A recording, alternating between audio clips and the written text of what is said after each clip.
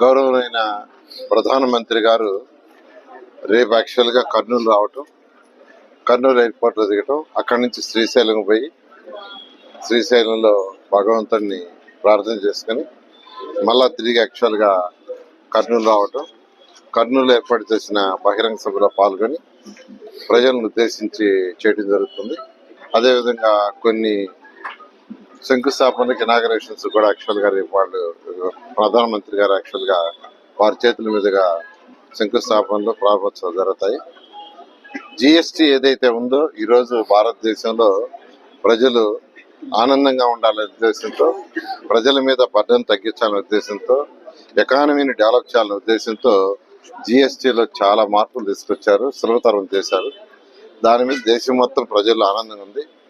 ఈ సందర్భంగా యాక్చువల్గా ఈ యొక్క బహిరంగ సభను ఏర్పాటు చేయడం జరిగింది. నిజంగానే ప్రధానమంత్రి గారికి రాష్ట్ర ప్రజల తరఫున ధన్యవాదాలు తెలిపే యొక్క కార్యక్రమంలో ఈ యొక్క సభను ఏర్పాటు చేశాము.